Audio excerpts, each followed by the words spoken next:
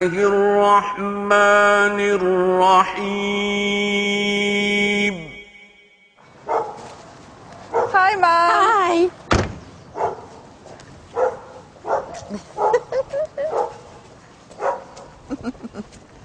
I've got a surprise for you. Lovely to see you. So, did you have a good journey? Yeah, not bad. What's that you've got? Halal meat to avoid any more pork Yvonne, sausage incidents. I don't want your halal meat. Why Thank not? You. Look, I wouldn't eat it. This is healthier than the meat that you eat. It doesn't matter whether it's healthy or not. Do you know how they kill those animals? I wouldn't be able to eat it. It's a very painless process. I'm sorry. We'll have a cup of tea and then we'll talk about it. I suppose you're still having bacon sandwiches as well? Bacon sandwiches are the tastiest thing on this earth. Mother, you are what you eat, and if you saw what pigs ate, you would never touch another pork chop again. The last thing your dad had before he died was a bacon sandwich. He walked out into the garden and he dropped down dead. Dropped down, yeah.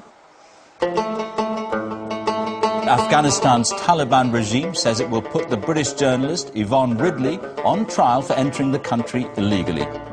Worryingly, the Taliban have hinted they might claim she was a spy for Western special forces. Today, Yvonne's mother called on the Prime Minister to do more to help her. How many more highs and lows has my daughter Yvonne to endure through her nightmare ordeal? At the Sunday Express, her employers insist she's a bona fide journalist who only entered Afghanistan to report on the humanitarian situation. Fell off a donkey, captured by the Taliban, gave them an undertaking that I would study the Quran if they released me, and against all the odds, they released me. She's had so many prayers said for her, and I'm sure it's the power of prayer that's brought about this happy ending. Well, I hope it is a happy ending. Right there. Look right in the lens, Joyce. Big smile, really big. Next one, this way.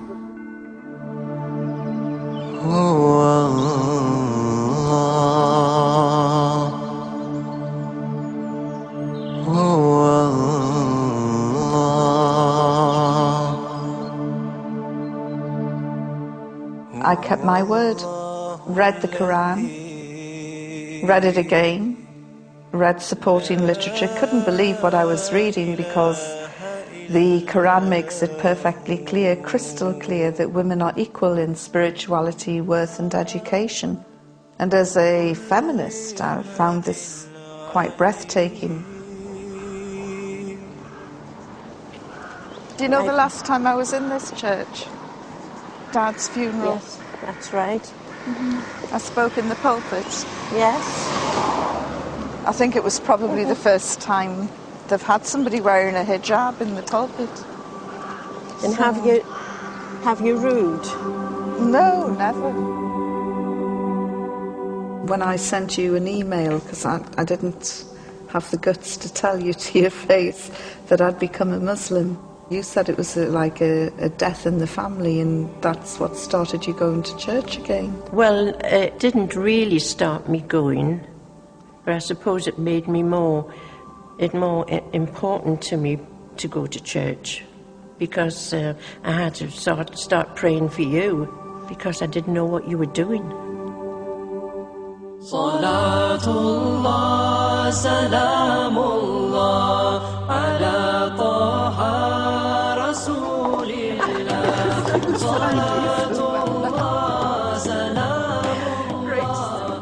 She was really very ambitious, always wanted to be a journalist. It wasn't a 9 to 5, Monday to Friday job.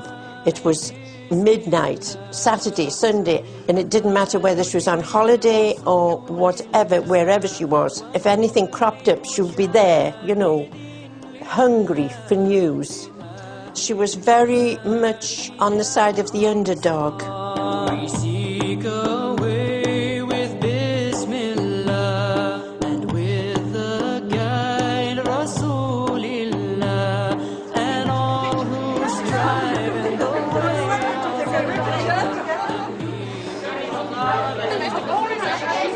If I tell you that since 9/11, more than 1,000 brothers and some sisters have been taken into custody. Out of those 1,000 or so that have been taken into custody, about 70 have been charged.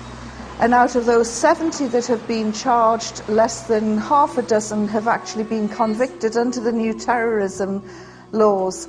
So tonight it's really vitally important to show solidarity with sisters under great stress, and I really think that this brand of sisterhood makes Western feminism pale into insignificance.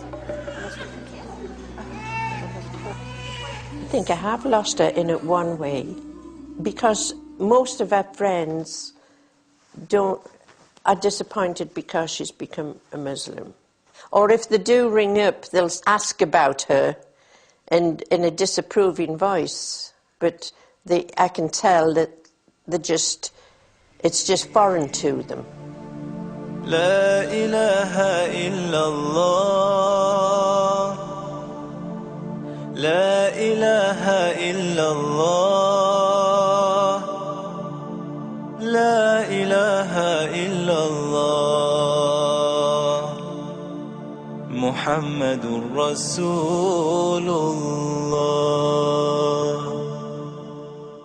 Whenever I come back to Tanfield, I think I'm the only hijabi in the village. Yes, and I'm glad you don't go out very much. Oh, ma'am, are you ashamed of me? Well, I'm not ashamed of you, but I can't get used to the idea of you wearing the hijab. But what is it that you're so afraid of? It's not that I'm afraid of anything, Yvonne, it's just that... After July 7 happened, you rang me up and said, get that hijab off now. That's why it's hard to see what is culture and what is Islam. And some people... Once you put on the hijab, that's it. You know, you cannot mistake you for anything else. You are a Muslim. Yeah. So you immediately propel yourself into the front lines, short sword fighting for Islam. Absolutely. There's a bit of a pressure on you, really, because when I cycle to the hospital and back, and if I get really angry with some of the idiot buses, I've caught myself sort of making some rather rude gestures, but because I'm wearing my headscarf, I think, oh no, they're going to think that I'm a Muslim who makes rude gestures. That's it, because everything that you're judged, it's not some mad female cyclist, it's some mad Muslim female cyclist. Yeah, mad bicyclist terrorist. Just because I put on a hijab does not mean I am a second-class citizen, and I refuse to be treated like a second-class citizen. I refuse to dilute my professionalism as a journalist. I refuse to bow down to anyone but God. I refuse to... You would curtsy to the Queen? No, not anymore. Well, well, you saw that happen when I got that award in the House of Lords. Yes, and that was disgusting. Oh, Mother, this was when I met the Duke of Kent, and he went to shake my hand, and I went like that, and then I said... That was a bit too over the top. How? Well, the man, he put his hand out to shake it, and it was an insult to him for you not to shake. You shook hands with Aziz, you shook hands with Arafat. Tariq Aziz and Yasser Arafat, that was before I was a Muslim. And if you notice, I'm not even wearing a hijab. As a new convert, I just try and keep everything as simple as I possibly can. You know, I'm told that it's not Islamic to shake a man's